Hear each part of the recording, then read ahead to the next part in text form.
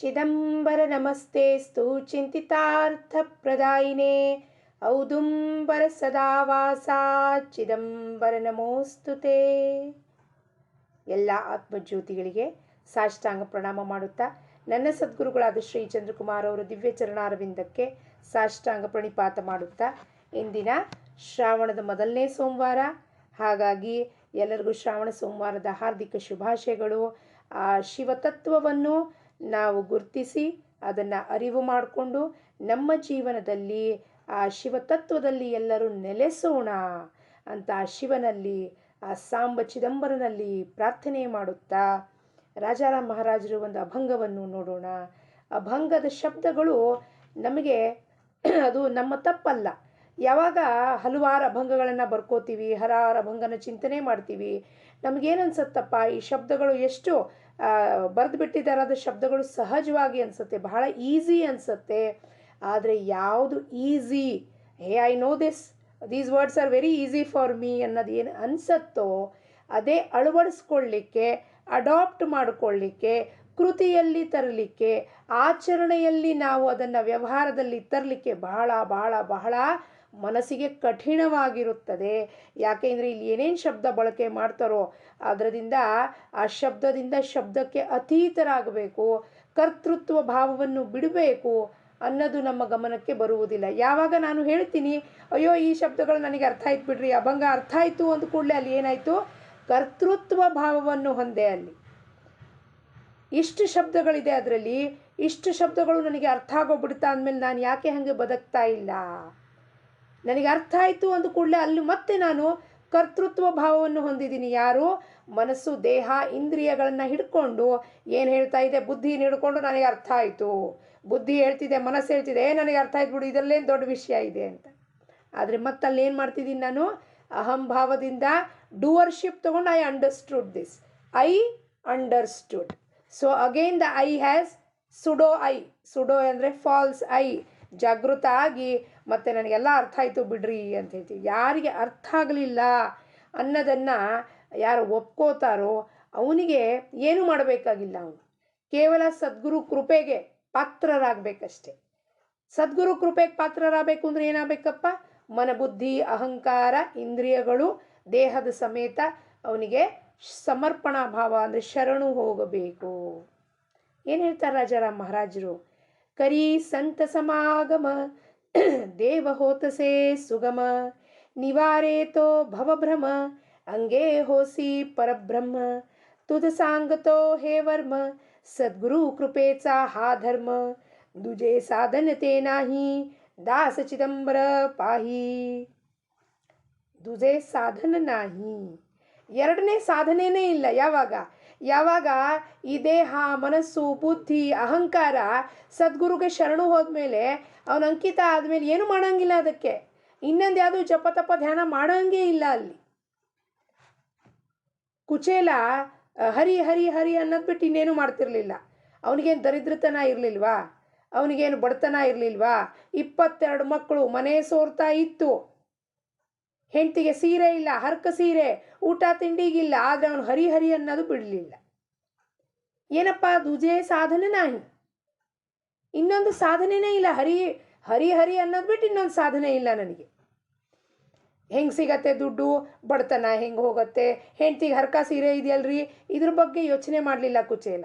ಹೇಳೋದು ತಾತ್ಪರ್ಯ ಏನಪ್ಪ ಅಂದರೆ, ಆಖ್ಯಾನ ಕೇಳಿದಾಗ ನಾವು ಕುಚೇಲನ ಥರ ಆಗಬೇಕೇನ್ರಿ? ಇಲ್ಲ, ಕುಚೇಲನ ಅವತಾರದಲ್ಲಿ ಕುಚೇಲನ ಒಂದು ಗುಣಧರ್ಮವನ್ನು ತೋರಿಸಿ ನಮಗೆ ಭಕ್ತಿ ಹೆಂಗೆ ಮಾಡಬೇಕಪ್ಪ ಅನ್ನೋದನ್ನು ತೋರಿಸ್ತಾರವರು. ಆ ಭಕ್ತಿಯನ್ನು ಆಚರಣೆಯಲ್ಲಿ ಹೆಂಗೆ ತರಬೇಕು. ಕುಚೇಲ ಅಂತ ಮಹಾನ್ ಭಕ್ತ ಇದ್ದ ಅಂದರೆ ಅವನಲ್ಲಿ ಆ ಭಕ್ತಿ ಏನು ಅಡಗಿತ್ತು, ಆ ಫೀಲಿಂಗ್ಸ್ ಆ್ಯಂಡ್ ಇಮೋಷನ್ಸು ಕೃಷ್ಣನ ಪ್ರತಿ ಅದು ವ್ಯಕ್ತ ಹೆಂಗೆ ಮಾಡಬೇಕು, ವ್ಯಕ್ತ ಮಾಡಲಿಕ್ಕೆ ಸೃಷ್ಟಿಯಲ್ಲಿ ಪರಮಾತ್ಮ ಸಿಚುವೇಶನ್ಸ್ ನಿರ್ಮಾಣ ಮಾಡ್ತಾನೆ. ಇಷ್ಟೊಂದೆಲ್ಲ ಕಷ್ಟ ಕೊಟ್ಟರು ಇವನು ಹರಿನ್ ಬಿಟ್ಟಿಲ್ವಲ್ಲಪ್ಪ ಅನ್ನೋದನ್ನು ನಮಗೆ ತೋರಿಸ್ಲಿಕ್ಕೆ ಆ ಸಿಚುವೇಶನ್ಸ್ ನಿರ್ಮಾಣ ಮಾಡಿ ನಮಗೆ ಪ್ರಕಾಶನವ್ರು ಬೀರುತ್ತಾನೆ ಭಗವಂತ, ನಮ್ಮ ಮನಸ್ಸಿನಲ್ಲಿ ಪ್ರಕಾಶ ಬೀರುತ್ತಾನೆ. ನೋಡಪ್ಪ, ಭಕ್ತಿ ಮಾಡಬೇಕು ಅಂದರೆ ಕುಚೇಲಂತರ ಭಕ್ತಿ ಮಾಡು. ನಾವೆಲ್ಲಿ ಕಳೆದು ಹೋಗ್ಬಿಡ್ತೀವಿ, ನಾವ್ಯಾಕ್ರಿ ಕುಚೇಲಂತರ ಬಡವ ಆಗ್ಬೇಕ್ರಿ, ನಾವ್ಯಾಕ್ರಿ ನಮ್ಮ ಮನೆ ಬಿಟ್ಟು ಹೋಗಬೇಕು ಅಂತ ಇಂಥದ್ದು ಅಸಂಬದ್ಧವಾದ ಪ್ರಶ್ನೆಗಳನ್ನು ಅಥವಾ ತರ್ಕ ವಿತರ್ಕದಲ್ಲಿ ಸಮಯ ಹಾಳು ಮಾಡ್ತೀವಿ. ಗುರುಗಳು ಏನು ಹೇಳ್ತಾರೆ ಬಂದು ನಿತ್ಯ ಪ್ರವಚನದಲ್ಲಿ? ಗುರುಜಿ ಏನು ಹೇಳ್ತಾರೆ? ಇನ್ನೊಬ್ಬರು ತಂಟೆಗೆ ಹೋಗಬೇಡ್ರಿ, ಇನ್ನೊಬ್ಬರ ಜೊತೆ ವ್ಯವಹಾರದಲ್ಲಿ ಎಷ್ಟು ಬೇಕೋ ಅಷ್ಟು ಮಾತಿತ್ಕೊ, ಇನ್ನೊಬ್ಬರು ತಂಟೆಗೆ ಹೋಗಬೇಡಿ ಅನ್ನೋದೇ ಸಾಧನೆ ನನ್ನ ಗುರು ಕೊಟ್ಟಿರೋದು. ಪ್ರತಿಯೊಂದು ಸತ್ಸಂಗದಲ್ಲಿ, ಅಭಂಗ ಸತ್ಸಂಗದಲ್ಲಿ ಬಂದಾಗ ಗುರೂಜಿ ಏನು ಹೇಳ್ತಾರಪ್ಪ? ಒಂದೇ ಮಾತು ಹೇಳೋದು, ಇನ್ನೊಬ್ಬರು ತಂಟೆಗೆ ಹೋಗಬೇಡಿ, ಎಲ್ಲರಲ್ಲೂ ಚಿದಂಬರನ ಕಾಣ್ರಿ. ಅದೇ ಸಾಧನೆ. ಜಪ ತಪ ನಾನಾ ಅನುಷ್ಠಾನಗಳನ್ನು ಮಾಡ್ತಿದ್ದೀನಿ, ಆದರೆ ಮನಸ್ಸು ಇನ್ನೊಬ್ಬರಿಗೆ ಬೈಲಿಕ್ಕೆ ಕಾಯಿಕ ವಾಚಿಕ ಮಾನಸಿಕ ಯಜ್ಞದಲ್ಲಿ ಇನ್ನೊಬ್ಬರನ್ನ ಬೈತಿದ್ದೀನಿ, ನಿಂದನೆ ಮಾಡ್ತಿದ್ದೀನಿ. ಅದಕ್ಕೇನು ಹೇಳ್ತಾರೆ ಅವರು? ಪ್ರತಿಯೊಂದು ಸತಿ ಬಂದಾಗ ನೀವು ಇನ್ನೊಬ್ಬರನ್ನ ತಂಟೆಗೆ ಹೋಗಬೇಡ್ರಿ, ಇನ್ನೊಬ್ಬ ಕರ್ಮಕ್ಕೆ ಕೈ ಹಾಕಬೇಡಿ, ವ್ಯವಹಾರಕ್ಕೆ ಹೋಗಬೇಡಿ. ಅದೇ ನನ್ನ ಗುರು ಕೊಟ್ಟಿರೋ ಸಾಧನೆ ಆಗಬೇಕು ನನಗೆ. ನಮಗೆ ಸಾಧನೆ ಅಂದರೆ ಏನು ಅಂತಲೇ ತಿಳಿಯೋದಿಲ್ಲ. ನನ್ನ ಗುರು ಏನು ಸಾಧನೆ ಕೊಟ್ಟಿದ್ದಾನಪ್ಪ ನನಗೆ? ಇದು ಏನು? ಇನ್ನೊಬ್ಬರು ತಂಟೆಗೆ ವ್ಯವಹಾರಕ್ಕೆ ನೀವು ಹೋಗಬೇಡ. ನಾನೇ ಕಾಲ್ ಹಚ್ಚಿಬಿಟ್ಟು ಎಲ್ಲರಿಗೂ ಒಂದು 100 ಜನಕ್ಕೆ ಫೋನ್ ಮಾಡ್ತಿರೋದು, ಅವ್ರು ನನ್ನನ್ನು ಬಿಡೋದೇ ಇಲ್ಲ. ಅವಾಗ ಇನ್ನೊಬ್ಬರು ತಂಟೆಗೆ ಹೋಗಬೇಡ ಅಂದರೆ ಏನು? ಅವ್ರು ಏನಾದ್ರು ಕೇಳಿದ್ರೆ ನೀವು ಉತ್ತರ ಕೊಡು. ಅಲ್ಲಿ ತನಕ ನೀನಾಗೆ ನೀನೇನು ಕೇಳಲಿಕ್ಕೆ ಹೋಗಬೇಡ. ಪರಮಾತ್ಮ ನಿನಗೆಲ್ಲವನ್ನೂ ದೊರಕಿಸ್ಕೊಡ್ತಾನೆ. ಕರಿ ಸಂತ ಸಮಾಗಮ. ಸಂತರ ಸಮಾಗಮ ಅಂದರೆ ಏನು? ಸಮ ಅಂದರೆ ಈಕ್ವಲ್ನಲ್ಲಿ, ಸಮಾಗಮ ಅಂದರೆ ಒಂದಾಗುವ ಪರಿಸ್ಥಿತಿ.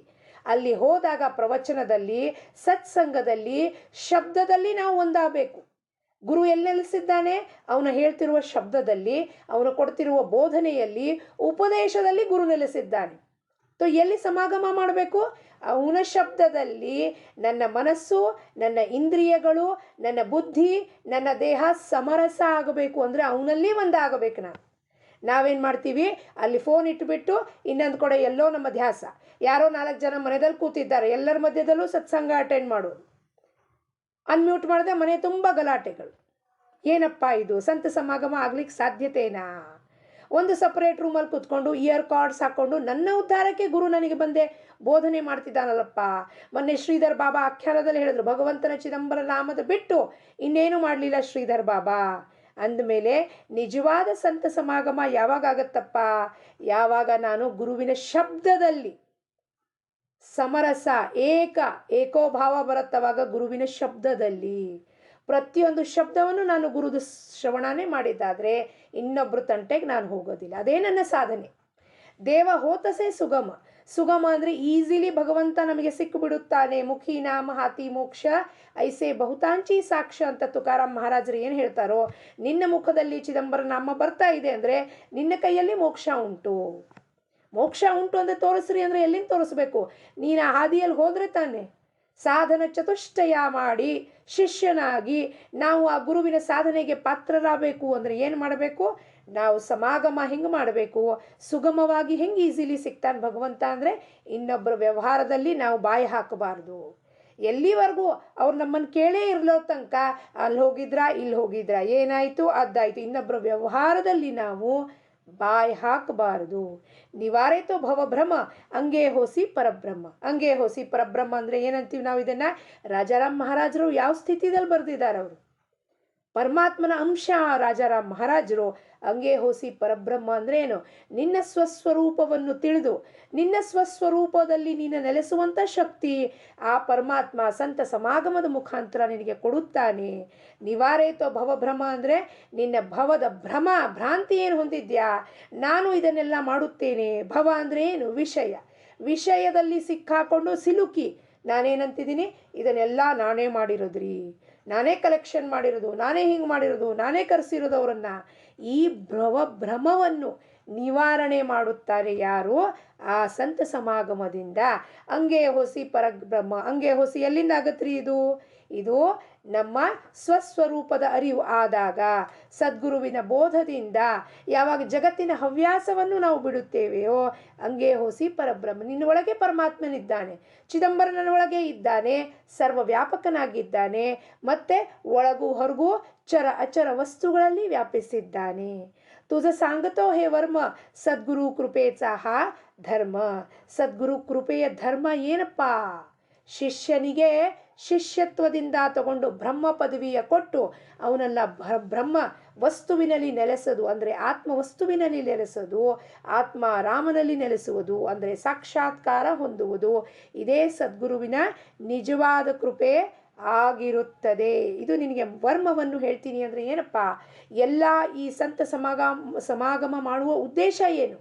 ಆ ಸದ್ಗುರು ಅವನ ಕೃಪೆಯ ಧರ್ಮ, ಅವನದು ಒಂದೇ ಧರ್ಮ ಇರೋದು ಏನು? ಶಿಷ್ಯನಿಗೆ ಅವನನ್ನು ಏನನ್ನ ಪಡ್ಕೊಂಡಿದ್ನೋ ಅದನ್ನು ಶಿಷ್ಯನಿಗೆ ಕೊಡುವುದು ಧರ್ಮ ಸದ್ಗುರುದು. ಅದಕ್ಕೆ ಸದ್ಗುರು ಅವತಾರ ತಾಳಿ ತಗೊಂಡು ಬಂದಿರ್ತಾನಪ್ಪ. ನನ್ನಂತೆಯೇ ನಿನ್ನನ್ನು ನಾನು ಮಾಡಾಕ್ಬಿಡ್ತೀನಿ. ನೀನನ್ನು ಗುರುರ್ನೈವ